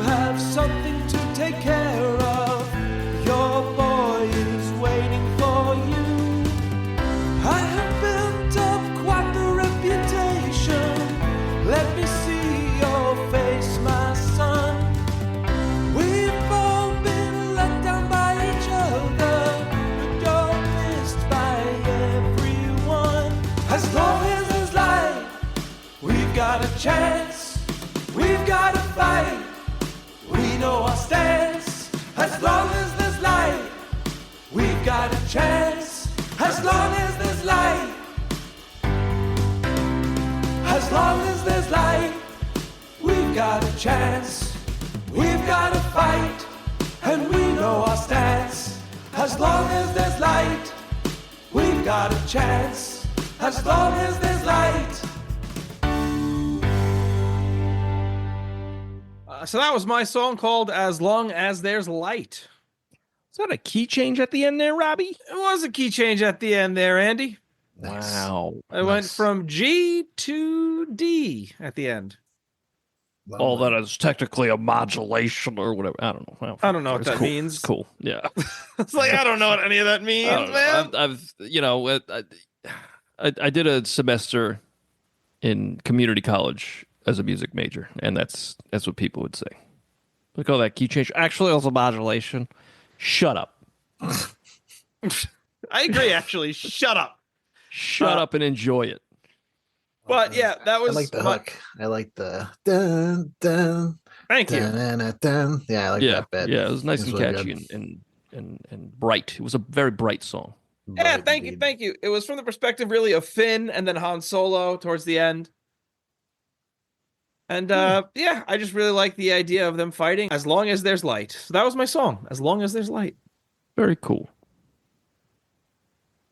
Lovely message. Well, you know what it's time for? Is it the Wheel of Names? Yeah, and it's spinning. Oh boy, it's spinning. Oh God, is it going faster than usual or something? Yeah, it's a little too fast for my liking. It's speeding up. Something's going wrong with Oh my God, there it goes. Wheel of Names just jumped out of my computer screen. Oh my God, it's swallowing your house. Oh my Yeah, God. my God. Bobby Mark lost is up. everything. All right, Mark, tell us about your song. My song is called Galaxy of Mystery. And I wrote it as really from my perspective, I suppose, as a big Star Wars fan, come in and seeing this movie for the first time, and sort of I guess I wanted to pull some nostalgia heartstrings a little bit, because that's obviously what they went ham on in this movie, and so I based it off of like a chord progression that I thought like you'd hear on like an Instagram feed that's trying to make you feel nostalgic or something. Interesting. Yeah. So it's called Galaxy of Mystery.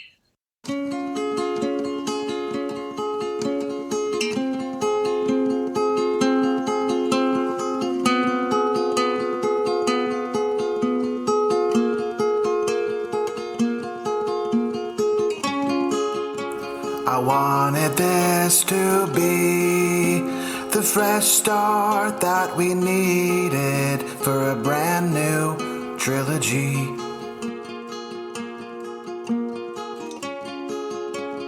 Who could Snoke be? Why was Rey left as a child in this great big galaxy of mystery? We started off so strong, maybe slightly familiar, a little bit exactly, just like the first one. But that's not bad necessarily. There's a right way to steal from, copy and build on, never forgetting to honor and cherish the legacy.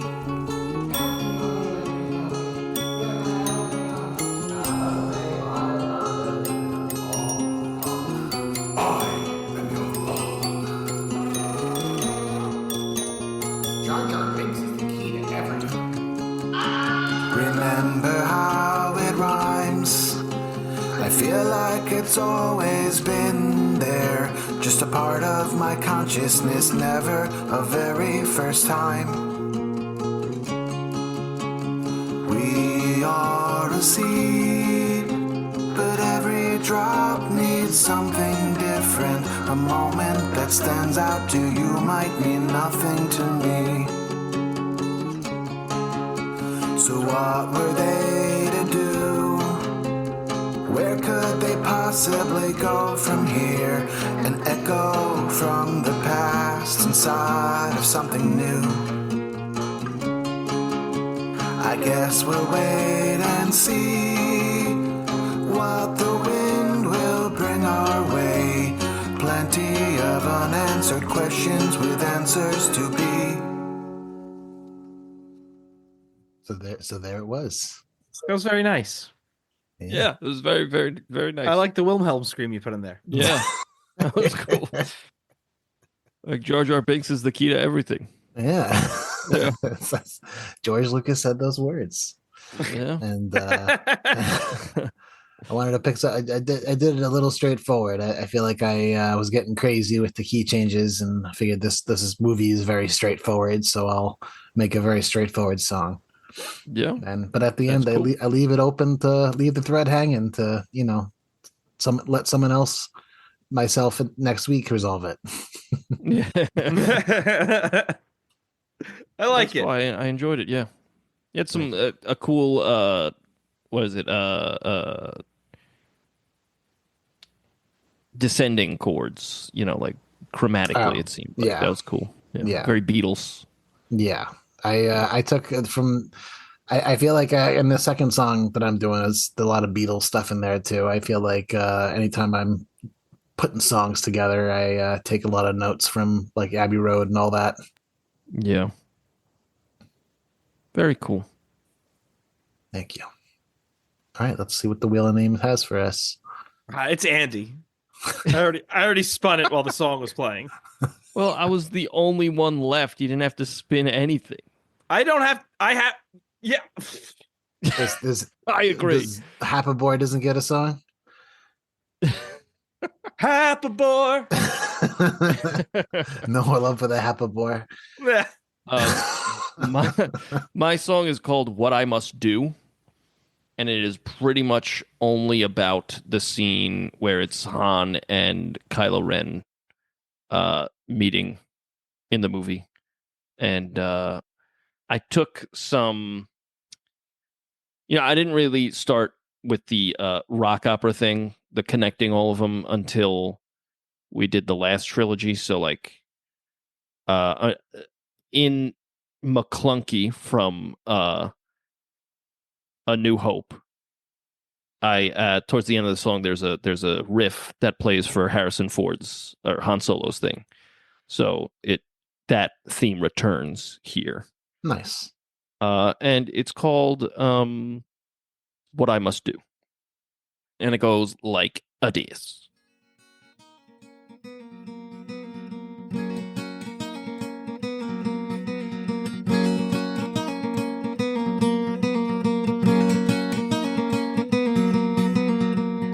I traveled the galaxy. I had everything I needed. Had a boy with my girl. They truly were my world. He tore our family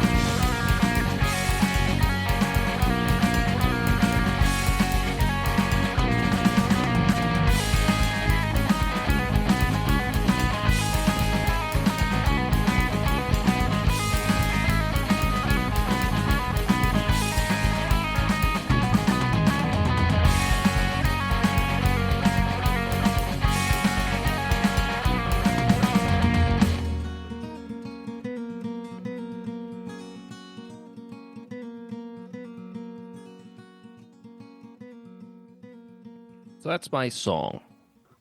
Very cool. It's called What I Must Do. I like that riff a lot. The Yeah. squealy dee dee dee dee. Very nice. Yeah. Yeah, I remember when I was doing McClunky was more like a joke because it's called McClunky. What? But yeah, and I remember the whole thing with McClunky was like, I'm gonna do an acapella thing because I want to make the joke where I say I did this song Archipelago. And, Yeah. I literally did it just for that joke. And then like I ended up making a song that I was like thoroughly proud of. And I remember at the end I was like, all right, I need something for Han Solo, and I just like farted that riff out and I was like, this riff is fire. Damn. So like Good stuff. I've kind of been waiting to reuse it. And I knew that Han Solo was in this one. So I was kind of like, no, let's do the Star Wars trilogy. I gotta reuse that riff. But I faded it in and then I faded it out. And I think the fade out is like, because he dies, but like he falls down that big cavern. That's him falling. It's like just like go silent. I know she put the Yeah. But yeah, it's I put it like it's in F sharp, so it's F sharp major, and I was like, but it's sad because he dies. So then I go up to G sharp minor because it's sad, and that's why you get it's that. so that other sad. Yeah, but yeah, I that part really stuck out to me. The fight after is cool too, but that part's like the meat and potatoes of the movie, Yeah, definitely the heart of the movie's there for sure. And I think that it's better than when Obi-Wan dies, because like we like just met Obi-Wan at that point. That's true. And this like we got history with Han, and like his son kills him. It's like, Which is pretty cool. There's more emotional weight there, and I like it. I like it, and yeah, I'm looking forward to the next two, even though I've been hinted at that it's diminishing returns. Honestly, I think it's not great, but I think that people are way harsher with it than they need to be. Yeah, because who needs a coherent story? Who needs it? From what I hear, it's like the next one happens and it was divisive and it scared them, so they like stopped doing everything that they were moving towards. Remember, the number one rule of trilogies is to have 3 different visions. Yeah. I mean, it worked for the original one. Yeah. No, because it was all still George Lucas. Like, that's true. He didn't direct all 3, and he wasn't making them all on the spot, but it was all his idea. Yeah. But that middle one, damn, that's good stuff, brother. Yeah. And I still, to this day, think that this franchise is coasting on the good graces of that movie and that movie alone. No, the holiday special. Previous episode, check it out. Big success. Yeah. Well, yeah, I'm looking forward to continuing. I mean, all of us were connecting our songs, and that's cool. Just a bunch of rock brothers. But next week, very prog rocky. Yeah. Robbie, what do we got going on next week? We already said it. We're doing Star Wars Episode 8. Shit. Whoa. I actually totally forgot what the fucking subtitle of this one is. The Last Jedi. The Last Jedi, yes. I remembered the last one is The Rise of Skywalker, and this one is The Force Awakens, and I was like, what the fuck is that middle one? It's The Last Jedi. Andy? Yeah. Where can they find their music? You go to Spotify, Apple Music, Deezer, wherever you get your music. Fling that. Yeah, and you type in the Royds, you'll find a lot of songs. We got a bunch of collections of podcast songs, as well as studio recordings. But if you want everything, you go to TheRoydsBand.bandcamp.com. Everything. Everything. You go to TheRoyds.bandcamp.com. You'll find everything, including bonus songs, including guest songs like Mark's songs. He's been on this podcast many a time, and we're lucky to have him. And Yeah, you got everything there, but also the YouTube has everything there. Speaking of the YouTube, Robbie, the socials. Great question. You go to Instagram. You go to YouTube. You can still go to TikTok. You type in TheRoydsBand. There we are. There we be. Click the links and you'll see everything we're posting, promoting this podcast, and maybe some more music we got coming up this year. Hey, brother. You can send us an email at roydsreview@gmail.com. Suggest a movie. Give us some feedback. If you suggest a movie, you can bet your sweet Bippy will do it. On YouTube, you might be listening the Royds Review Podcast. Wherever you're listening to us, give us a 5-star rating and review. It'd be greatly appreciated. Mark, do you have anything you'd like to promote? No, I'm all good. Just my band, Hungry Happa Boys. You know, the first live show I ever played, we called ourselves the Hungry Hippos. It's funny. I was 14 years old. Wow. Wow. Mattel came down on you hard. Oh, yeah. That's why I wasn't allowed to play live again for years. They are ruthless. Yeah. Remember our first band, Outrider. Outrider. Yeah. I was in a band. Go ahead. I was in a band called the Hungry Hippos, and then we thought it was really funny if we changed our name to the Mud Sharks because of the Led Zeppelin story. Oh, yeah. And then I was realizing we were disgusting teenagers. Yeah, well. Remember, Outrider was our name, but like it was up to the left because we had like that Battle of the Bands thing. Yeah. And they come out there like, "What's your name?" And we were like, Outrider," and they were like, "All right, Outrider." Well, they said our name wrong originally. Did they? Yeah, they were like Knight Rider, and someone was like, "No, it's Outrider. It's Outrider." Yeah. But then the same thing happened. Our first show was the Royds. We didn't have a fucking name, Yeah. and you just shouted out the Royds. Yeah, like an idiot. Now look at us. Yeah, rich and famous. Yeah. Yeah, oversexed. Yeah, they call us the Sabrina Carpenter of songs about movies. Do they? Yeah, That's a really that complicated metaphor. That's that me espresso. All Well, right. next week, episode 8, Return of the... Nope. No, the last Jedi. The Last opposite Samurai. of the return. Oh. Yeah, it's the last one. Well, All right, Mark, thank you so much for joining us. Thanks yes, for thank having you me. again. All right, bye everybody. We'll see you then. Bye-bye.